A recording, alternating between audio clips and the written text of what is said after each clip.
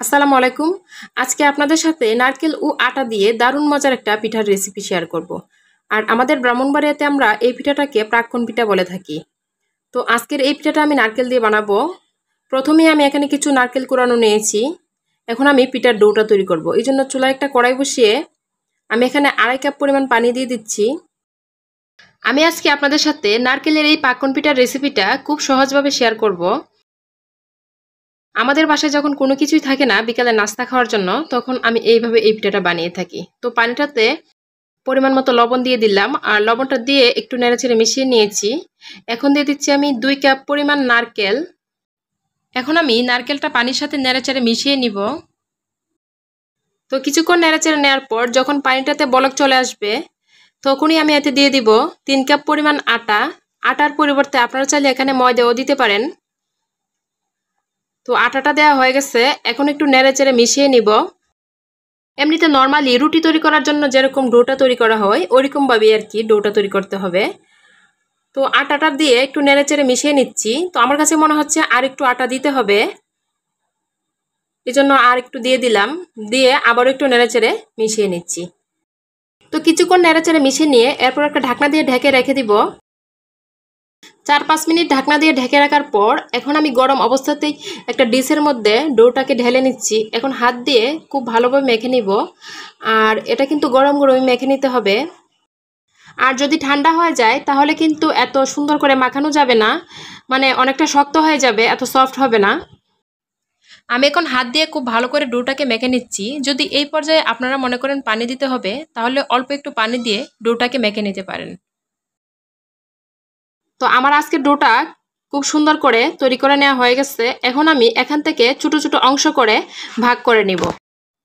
যতগুলো রুটি বানাবো ততগুলো ভাগে ডোটাকে ভাগ করে নিব। তো সবগুলোকে আমি একই পরিমাণ করে ভাগ করে নিচ্ছি। এখন আমি রুটিগুলো তৈরি করে প্রাক্কন পিঠাটা বানাবো। তো ওইখান থেকে অল্প একটু ডো নিয়ে হাত দিয়ে আবারও একটু ভালো করে মেখে নিচ্ছি।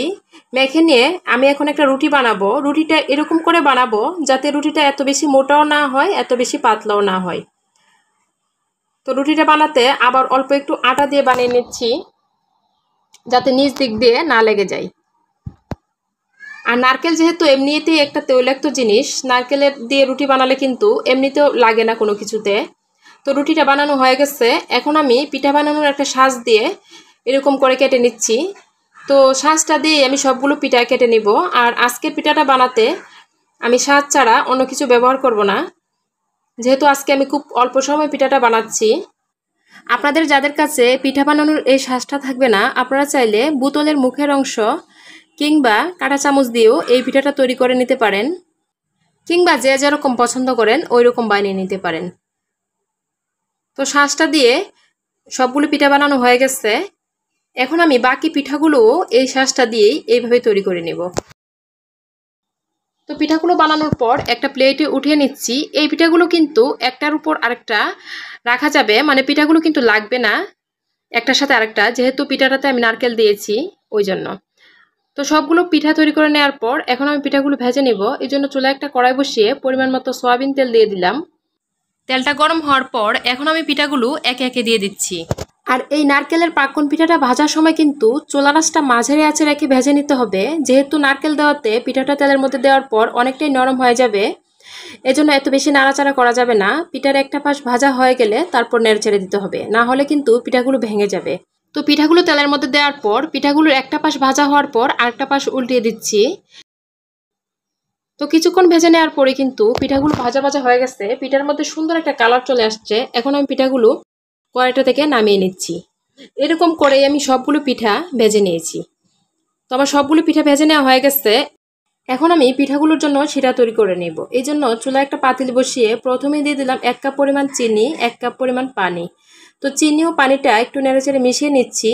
তো কিছুক্ষণ রান্না করে নেওয়ার পর শিরাটা হয়ে গেছে, মানে শিরাটার মধ্যে এরকম একটা আঠালো আঠালো ভাব চলে আসছে। এখন আমি ভেজে রাখা প্রাক্কন পিঠাগুলো দিয়ে দিলাম শিরার মধ্যে। তো শিরাটার মধ্যে একটু নেড়েচেড়ে মিশিয়ে নিয়ে এখন আমি পিঠাগুলো একটা প্লেটে উঠে নিচ্ছি। তো আপনারা যাদের ডায়াবেটিস আছে, মানে শিরার মধ্যে দিয়ে খেতে পছন্দ করেন না, তারা কিন্তু চাইলে প্রথম যখন ভেজে নিয়েছিলাম ওই অবস্থায় রেখে দিতে পারেন। তো আমার বাসায় বাচ্চারা খাবে, ওই জন্য শিরা দিয়ে আজকে পিঠাটা তৈরি করেছি। আশা করছি আজকের নারকেল দিয়ে পাক্কন পিঠার রেসিপিটি আপনাদের ভালো লেগেছে। তো আজকের ভিডিওটি এ পর্যন্তই। সবাই ভালো থাকবেন।